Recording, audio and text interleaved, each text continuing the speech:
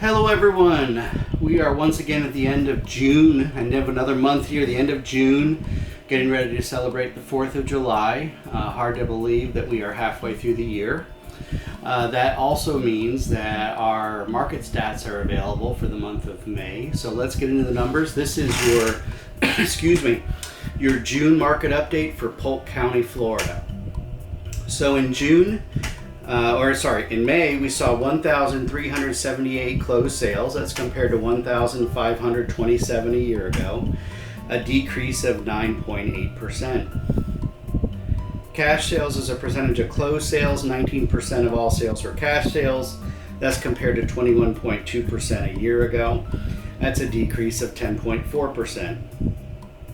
The median sales price, $312,900 compared to $319,400 a year ago.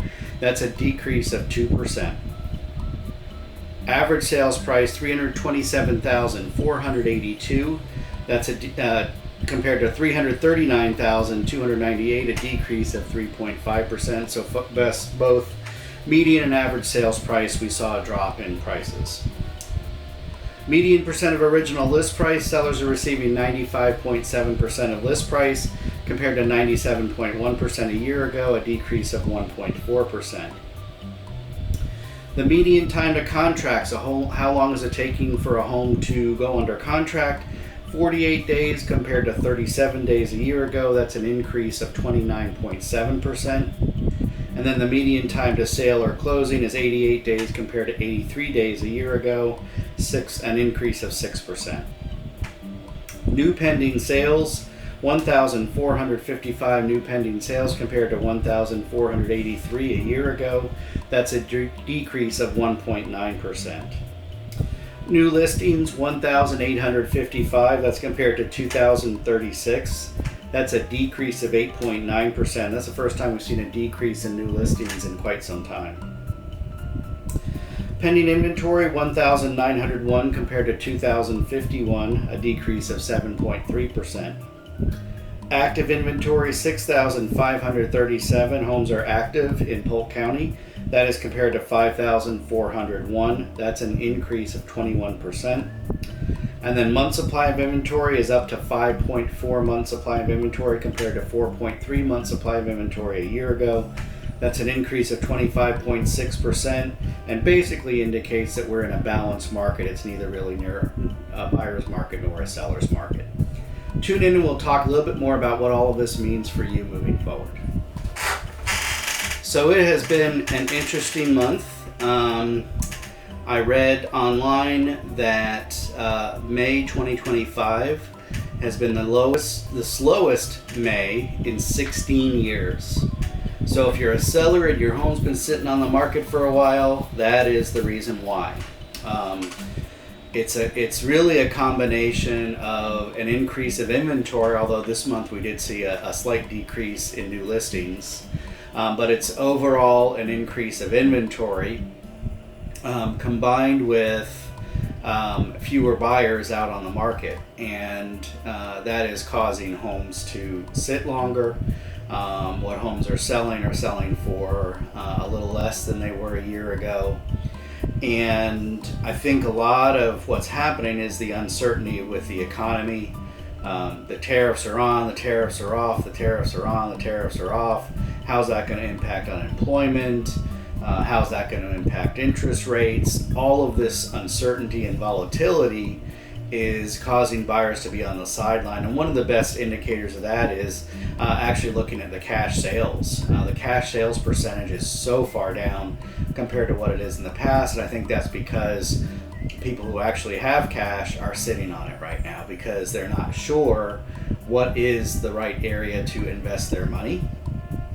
And so they're sitting on the sidelines, and that everybody's just kind of, I think, taking a wait and see approach to see what's going to happen with the economy, and then as things maybe stabilize a little bit, they'll make decisions as to what they want to do. I do think that if interest rates come down and can get below 6.5, we'll see more buyers entering the market. And I also think that really the uncertainty is the biggest thing.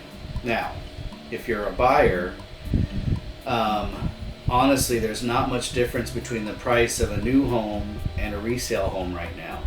So if you're a buyer out there, it's really worth looking at new home construction. And the reason for that is that the builders are getting a little nervous about the inventory, and so they're slashing prices. I am seeing builders slash prices 30, 40, 50,000, and they're still offering all kinds of other incentives like rate buy downs or just low interest rates. I've seen a builder offering 3.99%.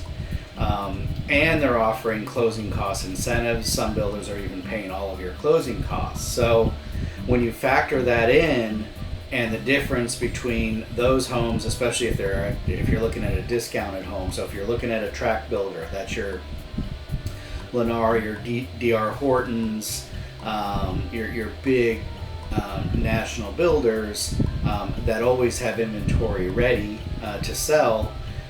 They're discounting those homes that are ready because they want to get them off their books. And so if you're looking at those homes, as long as you don't care about picking out your color options and things like that, you can probably get into that new home cheaper than you can a resale, because most private sellers can't offer those same kinds of incentives.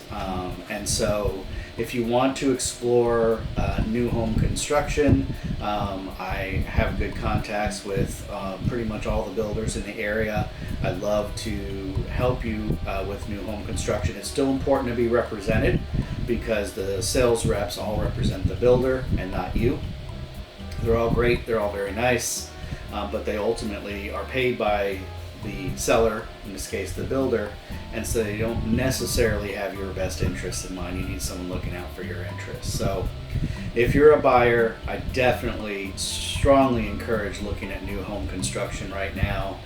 In addition, your homeowner's insurance is going to be cheaper, and so that's another big plus to new home construction right now.